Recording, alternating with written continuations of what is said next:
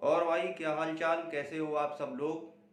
मेरा नाम है लवकेश दुबे और जिस चैनल पर आप लोग मुझे देख रहे हैं वो है बोर्ड केमिस्ट्री। पीछे लिखा हुआ है लवकेश दुबे मेरा नाम, बोर्ड केमिस्ट्री चैनल का नाम। तो इस चैप्टर का भाई जो अगला टॉपिक है आप लोगों का वो है आयनिक ठोसों में दोष। ठीक है। अब सबसे पहले तो इसमें समझने वाली बात यह है कि दोष का मतलब क्या होता है, दोष है क्या चीज। आयनिक ठोस तो आपको मालूम है क्योंकि पढ़ चुके हो, लेकिन दोष क्या चीज है। तो दोष को ऐसे समझो कि आयनिक ठोस जो हैं वो किसके अंतर्गत आते हैं, कैसे ठोसों के अंतर्गत आते हैं, क्रिस्टलीय ठोसों के अंतर्गत। अब क्रिस्टलीय ठोसों में जो घटक कणों की व्यवस्था होती है वो कैसी होती है, नियमित और निश्चित। ठीक है। अब नियमित और निश्चित व्यवस्था है क्रिस्टलीय ठोस की। उस नियमित व्यवस्था के अंतर्गत, उस निश्चित व्यवस्था के बीच में कहीं छोटी मोटी गड़बड़ी आ जाए। गड़बड़ी का मतलब व्यवस्था थोड़ी बहुत गड़बड़ा जाए, व्यवस्था में ही गड़बड़ी आनी है। तो उस जो नियमित और निश्चित व्यवस्था है उसके अंदर छोटी मोटी गड़बड़ी आ जाए व्यवस्था में, यानी कि उनकी जो व्यवस्था है वो थोड़ी बहुत गड़बड़ा जाए, उसी को बोलते हैं दोष। अंग्रेजी में इसको बोलते हैं डिफेक्ट। डिफेक्ट वर्ड आप लोगों के समाज में भी काफ़ी प्रचलित रहता है। वैसे दोष तो नहीं रहता है लेकिन डिफेक्ट बहुत रहता है।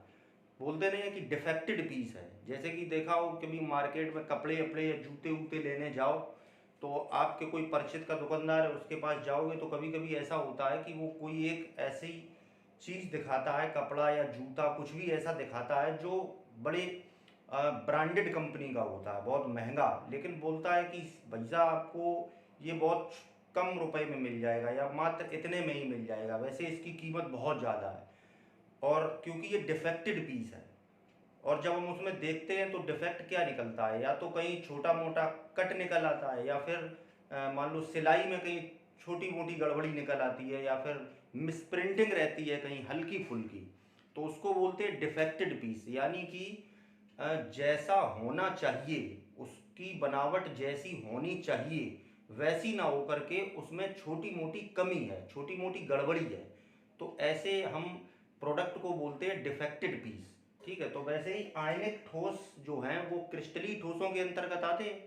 तो इनमें भी छोटी मोटी व्यवस्था में गड़बड़ी आ जाती है बीच में कभी कभार, तो उन्हीं को हम कहते हैं दोष। तो उन्हीं के बारे में देखेंगे कि कौन कौन से दोष पाए जाते हैं, कैसी गड़बड़ी आई तो उसको हम कौन सा दोष, उसका नाम हम कौन सा रख देते हैं कि ये फलाना दोष है। ठीक है। तो इसी के बारे में जानेंगे। तो इसको मिटा रहे फिर आगे बढ़ाएं। सबसे पहला नंबर है जो दोष है आप लोगों का, उसका नाम है शॉटकी दोष। शॉटकी दोष। ठीक है भाई। अच्छा, दोष जो है कोई भी क्रिस्टलीय ठोस हो, सभी प्रकार के क्रिस्टलीय ठोसों में दोष पाए जाते हैं, लेकिन अभी यहाँ हम केवल आयनिक ठोसों में जो दोष होते हैं उनकी बात करेंगे। ठीक है। फिर अगले वीडियो में और भी ठोस, और भी क्रिस्टलीय ठोस हैं आयनिक के अलावा भी, जो क्रिस्टलीय टाइप के होते हैं उनमें भी जो दोष होता है उसकी भी बात करेंगे। लेकिन यहाँ पे जो हम 3-4 दोष बताने वाले हैं वो केवल आयनिक ठोसों के हैं। ठीक है भाई। तो आयनिक ठोसों में सबसे पहला नंबर है शॉटकी दोष। तो शॉटकी दोष समझो, देखो होता क्या है। सबसे पहले तो ये जान लो कि आयनिक ठोस के बारे में जो हमने आपको क्रिस्टलीय ठोसों के प्रकार लिखाए थे, तो उसमें आपको धात्विक ठोस, आयनिक ठोस, सहसंयोजी या नेटवर्क ठोस ऐसे करके बताए थे। तो आयनिक ठोस में हमने बताया था कि आयनिक ठोसों में जो घटक कणों की व्यवस्था होती है वो कैसी होती है, उसमें विपरीत आवेशित आयन मतलब धनायन और ऋणायन एकांतर क्रम में व्यवस्थित होते हैं। एकांतर का मतलब 1+1-, 1+1-, इस तरह से होते हैं। तो हम एक काम करते हैं, एग्जाम्पल के लिए एक आयनिक ठोस का यहाँ पे क्रिस्टल छोटा सा एक उसका प्रोफार्मा बना लेते हैं, एक सैंपल बना लेते हैं यहाँ पे। ठीक है। फिर उसमें हम बताएंगे कैसे कैसे होता है, समझ में आएगा। तो देखो हम बनाते हैं यहाँ, एकांतर क्रम में व्यवस्थित होते हैं धनायन और ऋणायन। तो बनाए एकांतर क्रम में, पहले व्यवस्थित करके देखें।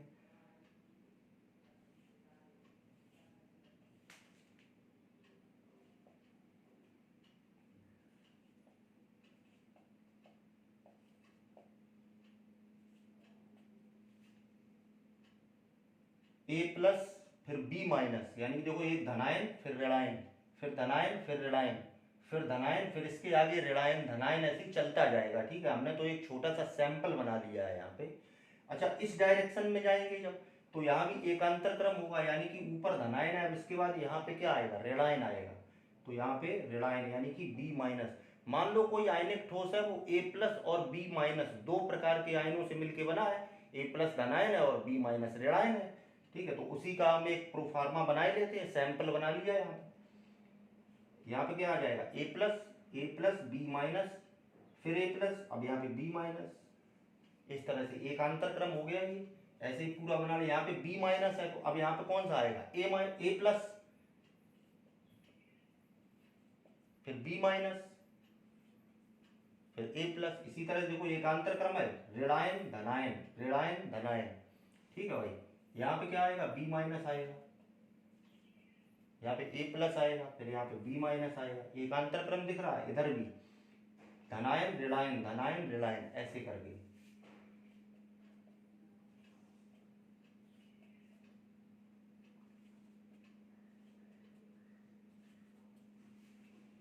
देख लो सभी के सभी एकांतर क्रम में है।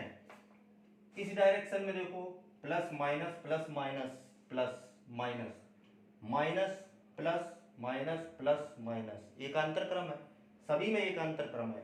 ऊपर से नीचे की तरफ देखो plus minus plus minus, minus plus minus plus, सभी एकांतर क्रम में है, ठीक है। तो मान लिया कि ये कोई आयनिक ठोस का क्रिस्टल है, ऐसे करके आपस में जुड़े हुए हैं, कैसे बॉन्ड द्वारा, विद्युत संयोजी बंध द्वारा, या आयनिक बंध भी बोलते हैं। दो विपरीत आवेशित आयनों के बीच में जो बल लगता है, उन्हीं के द्वारा जुड़े हुए हैं आपस में।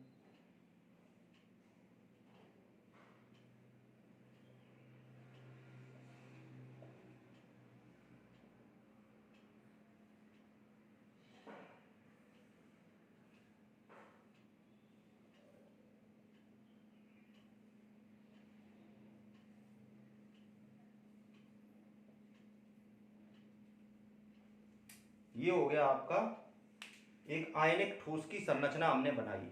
अब देखो शॉटकी दोष में क्या होता है, शॉटकी दोष जो है उसमें क्या होगा, अभी ये कैसी है, एकदम नियमित और निश्चित, इसमें कोई दोष नहीं है। अब शॉटकी दोष में क्या होता है, या शॉटकी दोष हम किसे कहते हैं, या कब ऐसी गड़बड़ी आ जाए जिसको हम शॉटकी दोष बोलेंगे। तो देखो होता क्या है कि कभी कभार क्या होता है कि किसी आयनिक ठोस की जो घटक कण होते हैं उनके बीच में से, कहीं भी बीच में से, कोई फिक्स नहीं है, कहीं से भी बराबर बराबर संख्या में धनायन और ऋणायन अपनी जगह से गायब हो जाते हैं, मतलब अनुपस्थित होते हैं, होते ही नहीं है अपनी जगह पे, जहां होना चाहिए उनको वहां होते ही नहीं है। जैसे मान लो यहाँ से कहीं से भी बराबर बराबर संख्या में, ध्यान रखना, जितने धनायन गायब होंगे उतने ही ऋणायन गायब होंगे। अब जितने धनायन और उतने ऋणायन का मतलब ये नहीं है कि बहुत सारे गायब हो जाएं, दोष है, दोष का मतलब कोई छोटी मोटी गड़बड़ी, यानी कि एक एक हो सकता है, दो दो हो सकते हैं, मैक्सिमम तीन तीन हो सकते हैं, बस इतना बहुत है, इससे ज्यादा थोड़ी ना गायब होंगे, नहीं तो फिर वो व्यवस्था ही नहीं रहेगी, वो तो क्या हो जाएगी, अव्यवस्था हो जाएगी, यानी कि फिर वो जो क्रिस्टल होगा या वो ठोस होगा वो क्रिस्टली ठोस ही नहीं रहेगा। जब अव्यवस्था हो जाती है वो क्या हो जाता है, अक्रिस्टली ठोस। अब अक्रिस्टली ठोस में तो अव्यवस्था ही अव्यवस्था होती है, यानी कि दोष ही दोष होते हैं, तो उसमें थोड़ी ना दोष पकड़ने को बैठेंगे कि इसमें कहाँ दोष है, उसमें तो सारे दोष ही दोष भरे पड़े हुए हैं। दोष हम कहाँ पकड़ेंगे, जहाँ छोटी मोटी कमी हो। तो इसमें क्या होगा कि कहीं से भी बीच बीच में से धनायन और ऋणायन गायब हो जाते हैं, अपनी जगह से अनुपस्थित होते हैं, ठीक है, बराबर बराबर संख्या में, ताकि क्या रहे, आवेश बराबर रहे। भाई अगर धनायन ज्यादा गायब हो गए, ऋणायन कम गायब हुए, तो फिर वो माइनस चार्ज आ जाएगा उसके ऊपर, आवेश संतुलित रहता है, ये चीज ध्यान रखनी है। तो हमेशा जो धनायन और ऋणायन गायब होंगे वो बराबर ही बराबर संख्या में तो होंगे, तो बीच बीच में से गायब हो जाते हैं। हम यहाँ एक एक दिखा देंगे बस बहुत है, ठीक है, दो दो भी हो सकते हैं, तीन तीन भी हो सकते हैं, लेकिन उसकी जरूरत नहीं है, बस हमें ये जानना है कि इस दोष के अंतर्गत होता क्या है, वो जान लो। तो बीच में से कहीं से गायब कर दे, मान लो एक धनायन गायब कर दिया और कहीं से भी उठा के एक ऋणायन गायब कर दो, आप इसके बगल वाला भी कर सकते हो या कहीं इधर उधर वाला भी कर सकते हो। हमने मान लो यहाँ से कर दिया, ठीक है, एक धनायन गायब है, एक ऋणायन गायब है, बस। तो इस प्रकार की जब गड़बड़ी आ जाए, या इसी को हम बोलते हैं शॉटकी दोष। कब, जब किसी आयनिक ठोस के क्रिस्टल में से बराबर बराबर संख्या में धनायन और ऋणायन अपना जो स्थान है उसको बोलते हैं मूल जालक स्थिति, जहाँ उसको होना चाहिए वहाँ से क्या होते हैं, अनुपस्थित होते हैं। तो इसी को हम कहते हैं शॉटकी दोष। ठीक है, शॉटकी दोष समझ में आ रहा होगा। अब इसके बारे में क्वेश्चन जो आते हैं वो कैसे आते हैं, छोटे छोटे क्वेश्चन आते हैं। ठीक है, तो हम आप लोगों को पॉइंट वाइज दिखाई दे रहे हैं, एक एक पॉइंट वाइज, चार चार पांच पांच पॉइंट बनेंगे। उससे क्या होगा कि याद रखने में भी आसानी हो जाएगी। तो सबसे पहला पॉइंट वाइज, सबसे पहला पॉइंट तो ये है कि यह दोष आयनिक ठोसों में पाया जाता है। इस समय हम आपको जितने दोष पढ़ाएंगे वो आयनिक ठोस के पढ़ाएंगे, लेकिन ऐसा नहीं है कि क्रिस्टलीय ठोसों के अंतर्गत केवल आयनिक ठोसों में ही दोष पाए जाते हो, ऐसा नहीं है। क्रिस्टलीय ठोस के और भी टाइप हैं जिनमें दोष पाए जाते हैं। ठीक है, लेकिन अब चूंकि यहाँ हम आयनिक की बात करेंगे तो यहाँ पहला पॉइंट तो सभी में कॉमन हो जाएगा आज के वीडियो में। ठीक है, जब तक ये टॉपिक चलेगा आयनिक ठोसों में दोष, तो पहला पॉइंट सभी में कॉमन लिख लो कि यह दोष आयनिक ठोसों में पाया जाता है। नंबर एक पॉइंट तो यही हो गया, यह दोष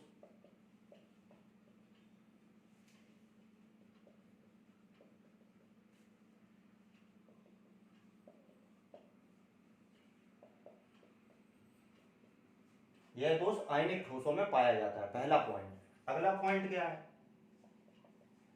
कौन सा दोष, शॉटकी दोष की बात कर रहे हैं। ठीक है, अगला पॉइंट, अगले पॉइंट में लिख दो कि होता क्या है इस दोष के अंतर्गत, जो अभी हमने बात बताई है, अपनी जगह से गायब रहते हैं। ठीक है, तो वही लिखना है।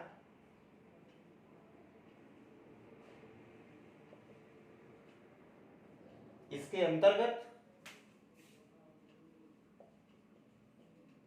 क्या होता है, धनायन व ऋणायन बराबर बराबर संख्या में अपनी मूल जालक स्थिति से अनुपस्थित रहते हैं, बस यही लिखना है।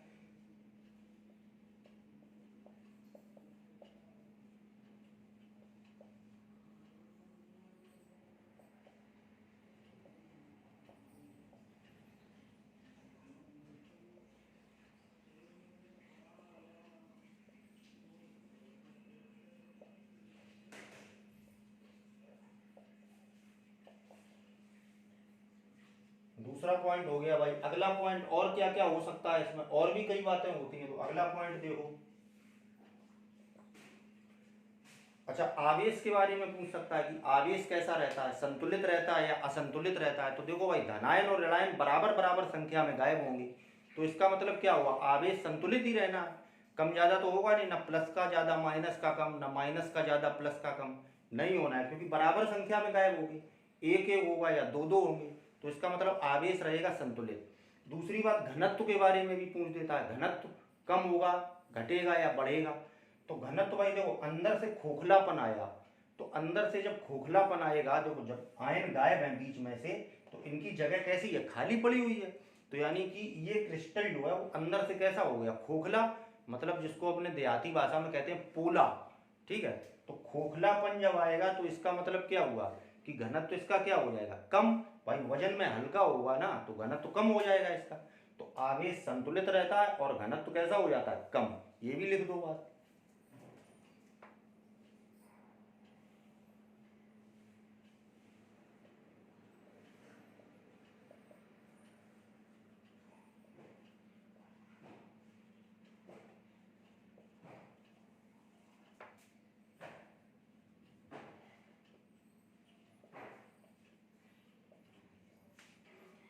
इस दोष से क्रिस्टल का घनत्व कम हो जाता है और आवेश संतुलित रहता है।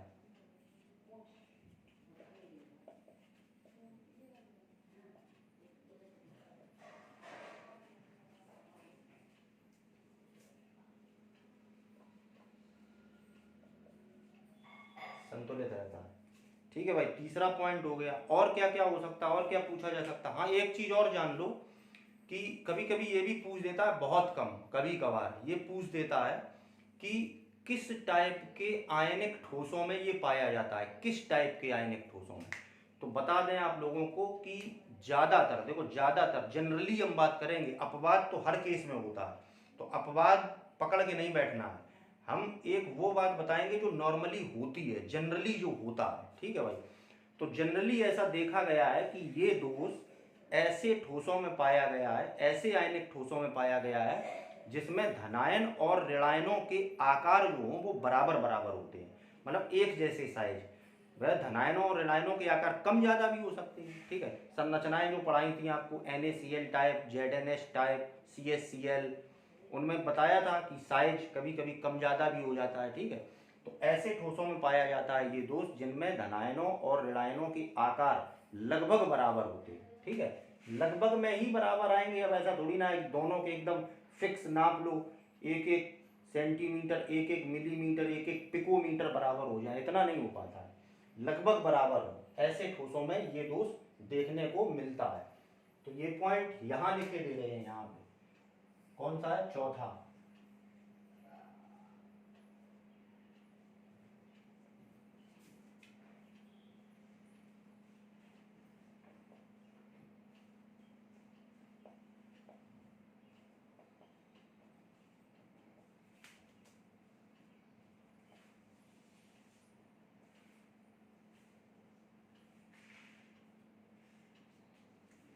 यह दोष ऐसे ठोसों में पाया जाता है जिनमें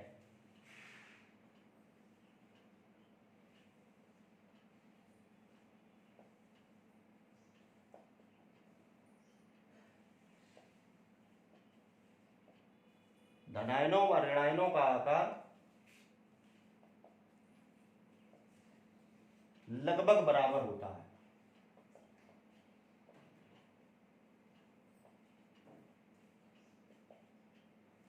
पूरा दिखाई दे रहा है साफ साफ?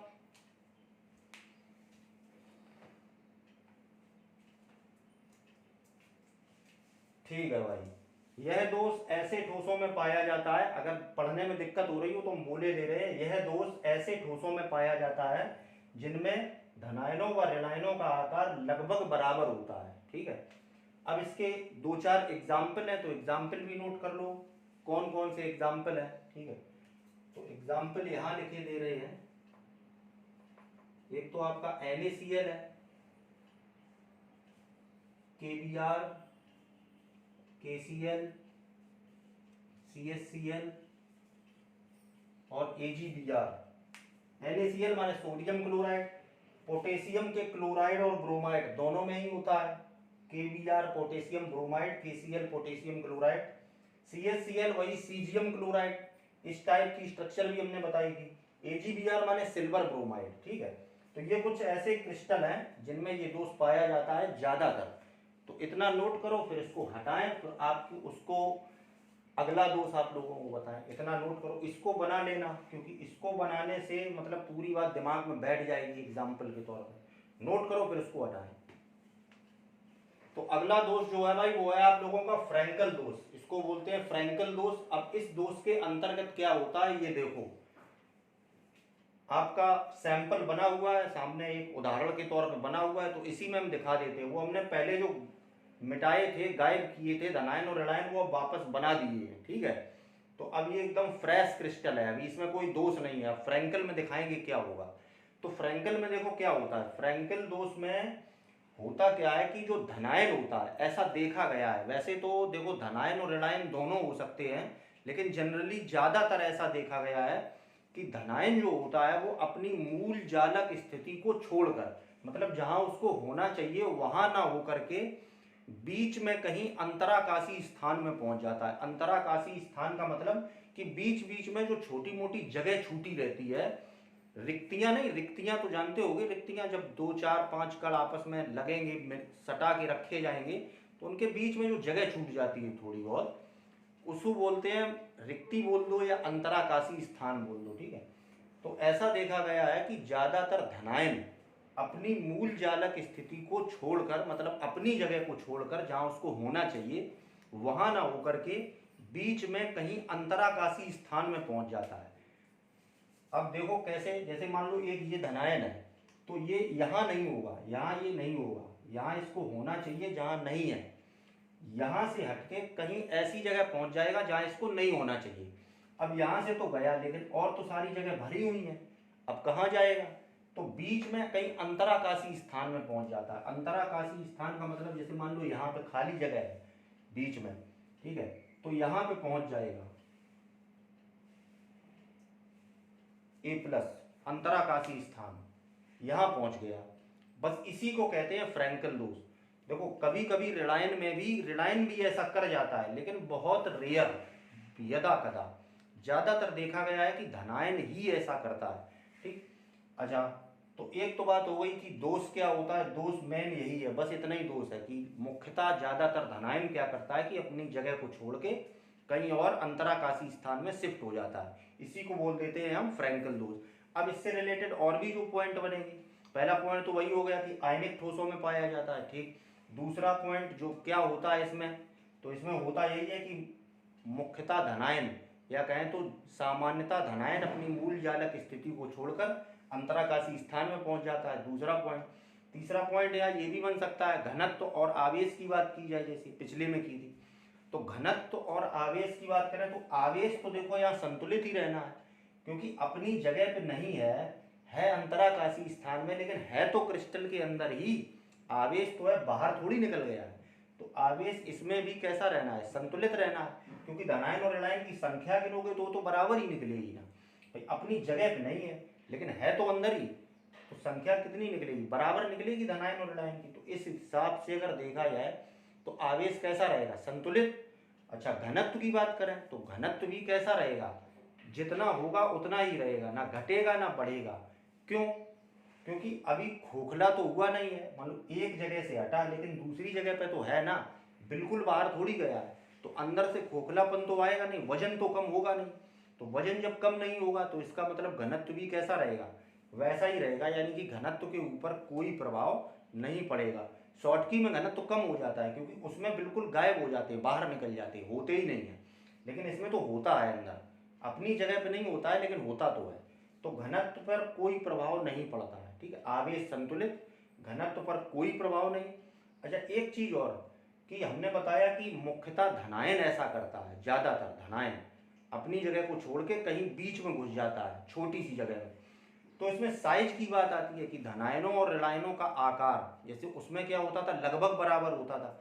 तो इसमें देखो क्या होता है भाई, धनायन अपनी जगह को छोड़ के कहीं बीच में घुसेगा जाके, तो अपनी जो उसकी जगह है वो तो खूब सारी होगी, जितना बड़ा वो खुद है, जितना उस धनायन का साइज है उतनी जगह है जहाँ उसे होना चाहिए था। लेकिन जब कहीं छोटी मोटी जगह में अंतराकाशी स्थान में घुसेगा, रिक्ति में घुसेगा, तो वहाँ थोड़ी ना उतनी जगह मिलेगी जहाँ वो उसकी असली जगह है, उतनी जगह रिक्तियों में तो मिलेगी नहीं। रिक्तियों में कितनी मिलेगी, बहुत छोटी जगह मिलेगी।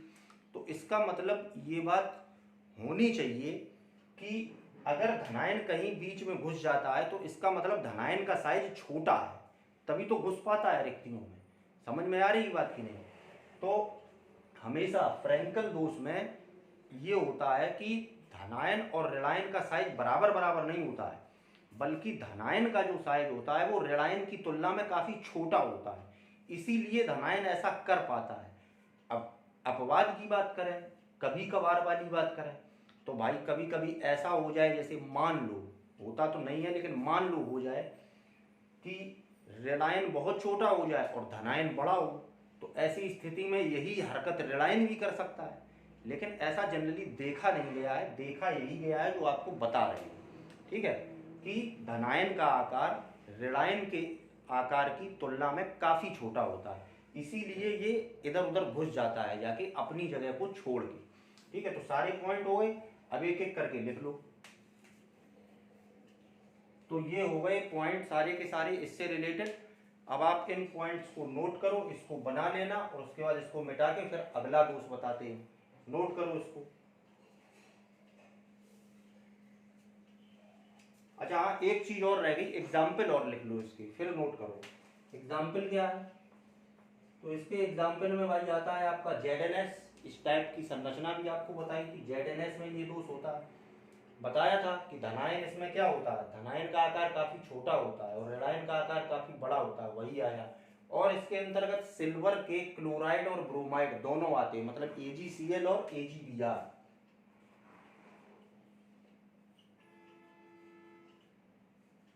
ये हो गए 3 एग्जाम्पल आप लोगों के। अब इसको नोट करो फिर मिटा रहे हैं। तो अगला दोष जो है भाई वो है आप लोगों का धातु आधिक्य दोष। धातु आधिक्य दोष। अब इस दोष में देखो होता क्या है, सबसे पहले तो एक बात बता दें कि ये वाला जो दोष है वो दो तरीके से प्रदर्शित होता है। यही दोष अकेला, एक टाइप का दोष दो तरीके से प्रदर्शित होता है, मतलब दो टाइप की गड़बड़ियां आएंगी जिनको हम दोनों को एक ही नाम दे दिया है, धातु आधिक्य दोष। तो इसमें एक एक करके देखो कि क्या होगा जब उसको हम धातु आधिक्य दोष कहेंगे। फिर उसके बाद और भी एक घटना ऐसी होगी जिसको भी हम क्या कहेंगे, धातु आधिक्य दोष ही कहेंगे। मतलब दो टाइप की ऐसी गड़बड़ियां आती हैं जिनको हमने एक ही नाम दे दिया है, धातु आधिक्य दोष। ठीक है, तो पहला टाइप देखो क्या होता है। पहला टाइप, इसको हम वापस से अपना फ्रेश बना लें, बिल्कुल कोई भी दोष वोष इसका खत्म कर लें। जो ये पिछला वाला दोष यहाँ दिख रहा है उसको हटाएं, इसको हम यहाँ से हटाएं और इसको हमने अपनी जगह पे सेट कर दिया। ठीक है, अब ये हो गया फ्रेश, अभी इसमें कोई दोष नहीं है। अब दिखाएंगे कि देखो धातु आधिक्य दोष कैसे होता है। तो सबसे पहले तो धातु आधिक्य दोष में टाइप 1 लिखो, टाइप 1, टाइप 1। ठीक है, दो टाइप के होते हैं। तो देखो पहले टाइप में क्या होता है, पहले टाइप में ये होता है कि कोई ऋणायन एक या दो, ठीक है, या तीन, बस बहुत ज्यादा ऋणायन जो होता है वो अपनी जगह से अनुपस्थित होता है, बिल्कुल अनुपस्थित, बाहर क्रिस्टल के अंदर होता ही नहीं है, गायब होता है बिल्कुल। ठीक है, केवल ऋणायन। शॉटकी में धनायन और ऋणायन दोनों होते थे, इसमें केवल ऋणायन अपनी जगह से अनुपस्थित होता है। ठीक, अनुपस्थित कर दिया, मान लो इसको अनुपस्थित कर दिया, अनुपस्थित हो गया। अब होता क्या है कि इसकी जगह पर, जहां से ये गायब है, जो इसने जगह खाली छोड़ी है यहाँ पे, इसकी जगह को कोई एक इलेक्ट्रॉन घेर लेता है, कहीं से भी आ जाता है। मैटर ये नहीं करता कि आ कहाँ से जाता है या ये क्या, ये सब नहीं, हमें केवल इतना पढ़ना है कि इस दोष में होता क्या है। तो वही बता रहे हैं, ऋणायन अपनी जगह से गायब है, ठीक, और उसकी जगह किसने घेर रखी है, किसी इलेक्ट्रॉन ने घेर रखी है, यानी कि यहाँ पर एक इलेक्ट्रॉन बैठ गया आके। बस इसी को बोलते हैं हम धातु आधिक्य दोष। ठीक, अब क्यों इसको धातु आधिक्य दोष बोलते हैं, देखो एक एक करके समझो, समझ में आ जाए। ये तो हो गया धातु आधिक्य दोष कि कोई ऋणायन अपनी मूल जालक स्थिति से अनुपस्थित होता है और उसका स्थान किसी इलेक्ट्रॉन द्वारा घेर लिया जाता है। ये बात हो गई धातु आधिक्य दोष टाइप 1 की। ठीक, अब इसकी और भी फैक्टर हैं, उसकी बात करें और क्या क्या फर्क पड़ता है। तो आवेश की बात करें तो देखो आवेश तो संतुलित ही रहेगा, क्योंकि ऋणायन के ऊपर क्या था, माइनस चार्ज, वो हमें यहाँ भी मिल रहा है, इलेक्ट्रॉन है तो इसके पास भी माइनस चार्ज है। तो आवेश तो देखो बराबर है, अगर तुम प्लस और माइनस की संख्या गिनोगे तो बराबर निकलेगी। यहाँ पे बी जो ऋणायन था, बी माइनस, उसका जो माइनस चार्ज था उसको पूरा किए दे रहा है कौन, इलेक्ट्रॉन।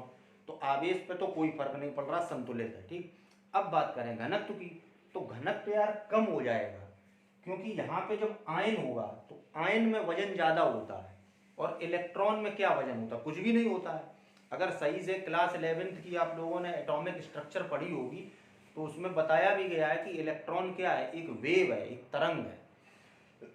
ठीक है, डुअल नेचर में फिर पढ़ा कि तरंग भी है और कण भी है, दोनों ही गुण प्रदर्शित करता है। ठीक है, जिसने नहीं पढ़ा कोई बात नहीं, जब 11th के बनाएंगे वीडियो तब बहुत डिटेल में बताएंगे, बहुत इंटरेस्टिंग चैप्टर है परमाणु संरचना। चलो यहाँ पे आओ अपने मुद्दे पे। इलेक्ट्रॉन में वजन नहीं होता है भाई, यहाँ पे आयन होता तो उसमें वजन होता। अब इलेक्ट्रॉन है तो आवेश तो पूरा कर रहा है, माइनस चार्ज दे रहा है पूरा का पूरा, लेकिन वजन थोड़ी ना है इसके अंदर। आयन की तुलना में इलेक्ट्रॉन का वजन तो ना के बराबर है। तो कुल मिला के यहाँ पे क्या होगा, खोखलापन आएगा, यानी कि हल्का हो जाएगा क्रिस्टल।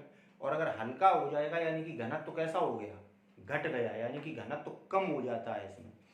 ठीक है, अब और भी क्या क्या होता है, चलो इतनी बातें नोट करो, फिर और बातें बताएं। पहला पॉइंट टाइप 1 की बात कर रहे हैं। पहला पॉइंट तो वही कि आयनिक ठोसों में पाया जाता है। तो इतनी बातें हो गई भाई आप लोगों की, यह दोष आयनिक ठोसों में पाया जाता है, पहला पॉइंट। दूसरा पॉइंट, इसमें कोई ऋणायन अपनी मूल जालक स्थिति से अनुपस्थित रहता है और उसका स्थान इलेक्ट्रॉन द्वारा घेर लिया जाता है। ठीक, आवेश संतुलित रहता है, घनत्व तो कम हो जाता है। ठीक, अब अगली बात करें, देखो अगर वही फिर से एटॉमिक स्ट्रक्चर की बात आ गई। एटॉमिक स्ट्रक्चर में अगर आप लोगों ने फिजिक्स में हो सकता पढ़ा हो कि इलेक्ट्रॉन जो होता है, आपने स्पेक्ट्रम पढ़ा होगा, हाइड्रोजन स्पेक्ट्रम। तो उसमें क्या बताया जाता है कि इलेक्ट्रॉन जो होता है वो एनर्जी लेके पहले हाई लेवल में चला जाता है, ऊर्जा ग्रहण करके हाई एनर्जी लेवल में चला जाता है, मतलब उच्च ऊर्जा स्तर में। फिर ऊपर से एनर्जी छोड़ता हुआ, रिलीज करता हुआ अपने मूल ऊर्जा स्तर में वापस आता है। तो उस दौरान वो क्या करता है कि ऊर्जा को छोड़ता है, और जब ऊर्जा को छोड़ता है वो कैसी होती है, भिन्न भिन्न तरंग दैर्घ्य की ऊर्जा होती है, भिन्न भिन्न तरंग दैर्घ्य की। और भिन्न भिन्न तरंग दैर्घ्यों की जो ऊर्जाएं होती हैं उनके कलर भी अलग अलग होते हैं, उनकी रंग भी अलग अलग होते हैं। ठीक है, तो होता क्या है कि जहां पे ये इलेक्ट्रॉन है, रेलायन का जो स्थान घेर रखा है इसने, इसको बोलते हैं हम एफ सेंटर, बोल देते हैं, ऐसी नाम रख दिया एफ सेंटर। मतलब जिस जगह पे रेलायन गायब है और इलेक्ट्रॉन बैठा है तो इसको बोल देते हैं एफ सेंटर, नाम दे दिया। ठीक है, तो एफ सेंटर का जो इलेक्ट्रॉन होता है वो एनर्जी गेन करके पहले तो हाई लेवल में चला जाता है, और जब वो उधर से वापस आता है अपने निचले ऊर्जा स्तर में, तो भिन्न भिन्न तरीके की ऊर्जाएं, भिन्न भिन्न तरंग दैर्घ्यों की ऊर्जाओं को छोड़ता है, रिलीज करता है, मुक्त करता है। तो उसकी वजह से क्या होता है कि क्रिस्टल का जो रंग होता है वो रंग गड़बड़ा जाता है, मतलब कोई रंग होना चाहिए था तो कुछ भी हो जाता है, चेंज हो जाता है, रंग बदलता है क्रिस्टल। ठीक है, वैसे तो बोर्ड के पेपर में इतना डीप पूछना नहीं है, कंपटीशन में भले ही पूछे, लेकिन फिर भी बता ही देते हैं, बाई चांस पूछ दे। ठीक है, तो और कुल मिला के ये सब एटॉमिक स्ट्रक्चर नहीं पढ़ा है, ये बातें मेरी नहीं समझ में आ रही हैं, तो बस इतना जान लो कि ऐसे में क्या होता है, ये इलेक्ट्रॉन की वजह से, बस मोटा मोटा इतना जान लो कि इस इलेक्ट्रॉन की वजह से क्रिस्टल का रंग परिवर्तित हो जाता है। ठीक है भाई, तो लिख लो,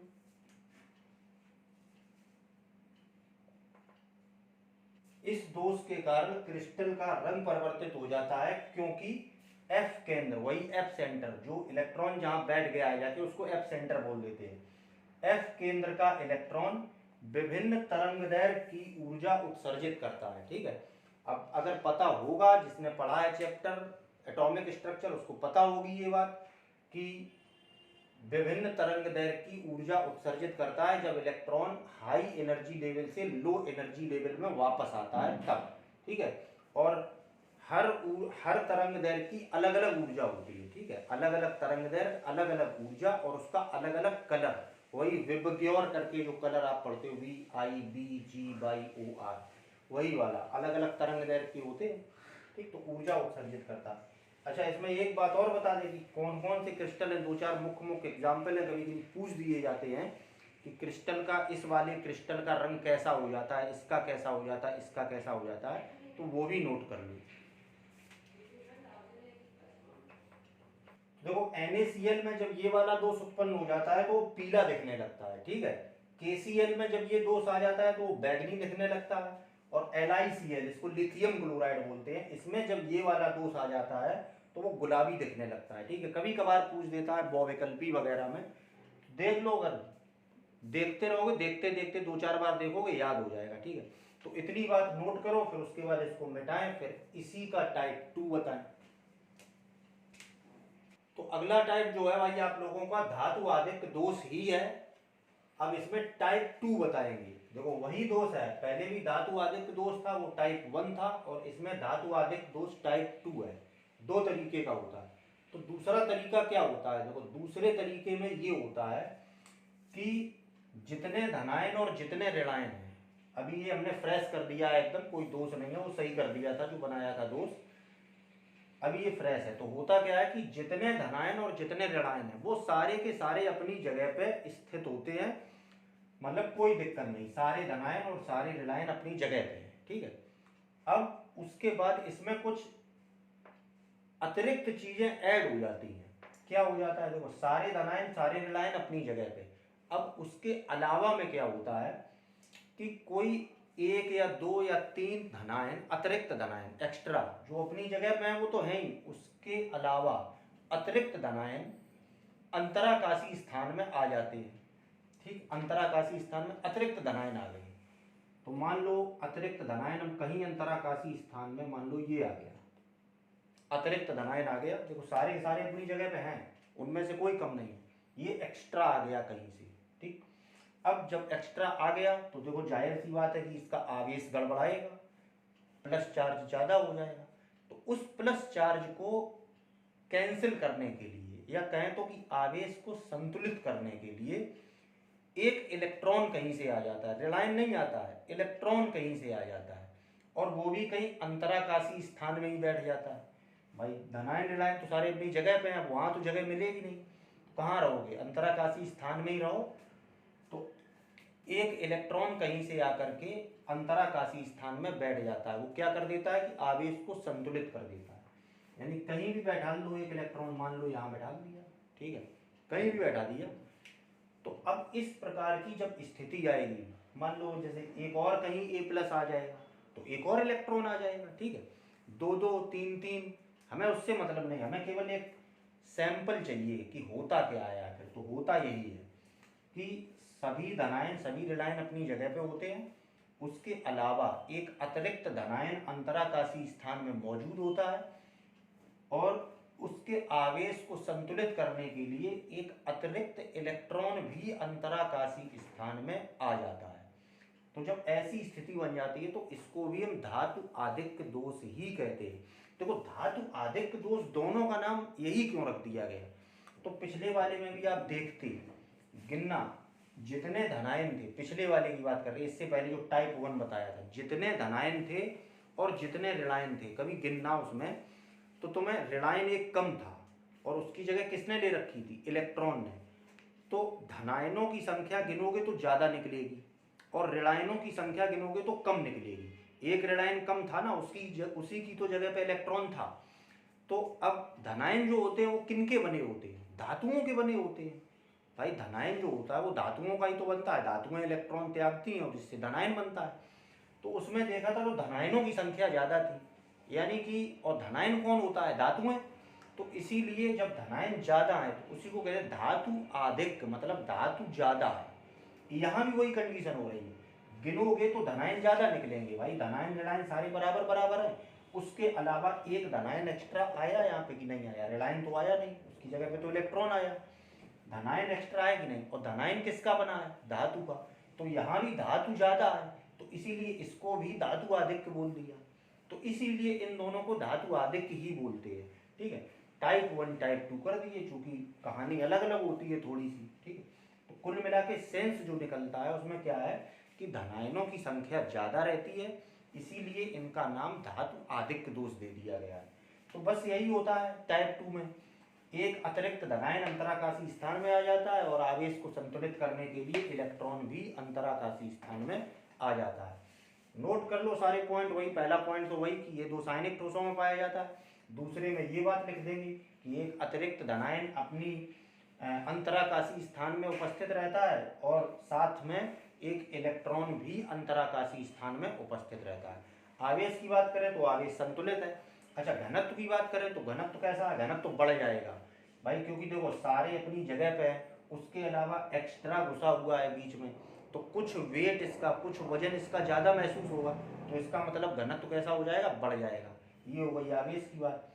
और इसमें भी क्या होगा भाई, इलेक्ट्रॉन है, अब इलेक्ट्रॉन ये भी हाई एनर्जी लेवल जाएगा, फिर ऊपर से हाई से लो आएगा, तो यहाँ भी ये क्या करेगा, उत्सर्जित करेगा ऊर्जा, और जब ऊर्जा उत्सर्जित करेगा तो उसकी भी कुछ ना कुछ तरंगदैर्घ्य होगी, और तरंगदैर्घ्य की वजह से क्या होगा, इसका भी कलर में गड़बड़ी जाएगी, मतलब जैसा कलर होना चाहिए उसके अलावा कुछ और हो जाएगा, कलर बदलेगा ये, ठीक है। तो कलर में दिक्कत आएगी, कलर जो है ये चेंज करता है, ठीक है। तो यही सब बातें हैं, तो नोट कर रहे हैं एक एक करके।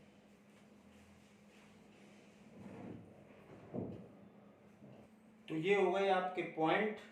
पहला पॉइंट यह दो साइनिक ठोसों में पाया जाता है। दूसरा पॉइंट इसके अंतर्गत एक अतिरिक्त धनायन, अतिरिक्त का मतलब जितने जो अपनी जगह पे हैं वो तो है ही, उसके अलावा अतिरिक्त धनायन अंतराकाशी स्थान में उपस्थित रहता है तथा एक इलेक्ट्रॉन भी अंतराकाशी स्थान में उपस्थित रहता है, ठीक है।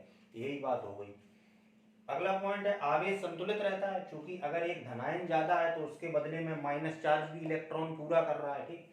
तो आवेश संतुलित रहता है और घनत्व बढ़ जाता है, घनत्व बढ़ जाएगा क्योंकि एक्स्ट्रा है, ठीक है, थोड़ा सा वजन ज्यादा हो जाएगा।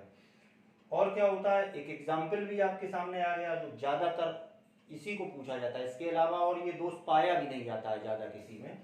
ZnS जो जिंक सल्फाइड है, ZnS इस दोष के कारण पीला दिखाई देने लगता है, मतलब कि जिंक ZnS के स्ट्रक्चर में जब ये दोष आ जाता है तो इसका कलर कैसा हो जाता है, पीला हो जाता है। अच्छा, एक पॉइंट और है, अगर विद्युत चालकता की बात कर दे, मान लो विद्युत चालकता की, हालांकि इतना डीप कभी पूछेगा नहीं विद्युत चालकता की, तो देखो विद्युत चालकता भी बढ़ जाती है यहाँ पे, क्योंकि मुक्त इलेक्ट्रॉन है किसी भी चालक में, या कोई जैसे रॉड है या कोई तार है या कोई भी चालक है, तो उसके अंदर जो कंडक्टेंस होती है, चालकता होती है, किस वजह से होती है, इलेक्ट्रॉनों की गति के कारण। और इलेक्ट्रॉन गति कब करते हैं, जब मुक्त होते हैं, मतलब उनके ऊपर कोई बंधन नहीं होता है, फ्री इलेक्ट्रॉन होते हैं, तभी वो क्या करता है, मूव करता है।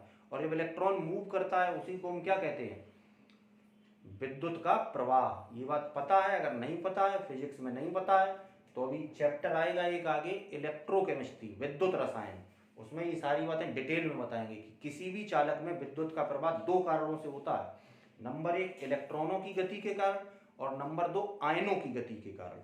ठीक है, तो यहाँ पे ये इलेक्ट्रॉन क्या कर सकता है, मूव कर सकता है, चल सकता है। ध्यान रखना, कहीं भी अगर इलेक्ट्रॉन मूव कर सकता है, चल सकता है, तो निश्चित ही उसमें करंट फ्लो होगा, यानी कि उसमें विद्युत का प्रवाह हो सकता है, ये ध्यान रखना। तो अगर विद्युत चालकता की बात करें तो विद्युत चालकता इसकी ज़्यादा होगी, क्योंकि इसमें मुक्त इलेक्ट्रॉन है, ये मूव करेगा, और जब मूव करेगा तो इसका मतलब इसमें विद्युत का प्रवाह ज़्यादा होगा। तो लिख लो, लिखना चाहो तो।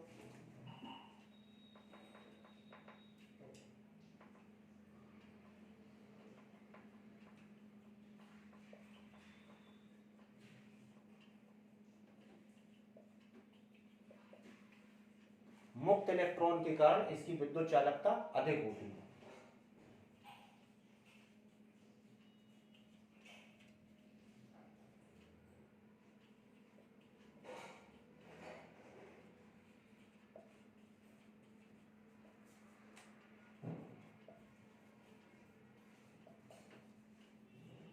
तो ये रहे सारे पॉइंट भाई टाइप 2 के, धातु आदित्य दोष टाइप 2 के, इनको सबको आप नोट करो, फिर मिटा रहे हैं। फिर एक टाइप और बचा है अगला, मतलब इसका नहीं, चौथा नंबर, ठीक है, इसमें तो दो ही टाइप थे, अगला नंबर एक और बचा है, उसका नाम है धातु न्यूनता दोष, उसको भी बता दें, फटाफट इसको नोट करो।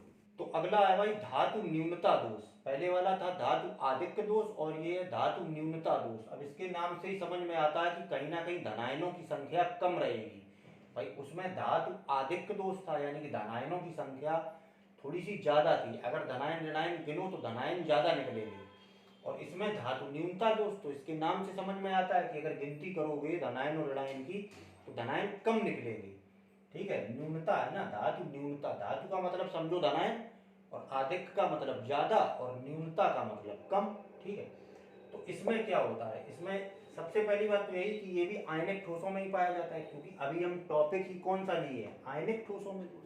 ठीक है, ये पॉइंट हम इसलिए बार बार लिखवाते हैं कि यह दोष आयनिक ठोसों में पाया जाता है, क्योंकि और भी टाइप के ठोस हैं जिनमें दोष होते हैं, ऐसा नहीं केवल आयनिक में ही दोष होते हैं।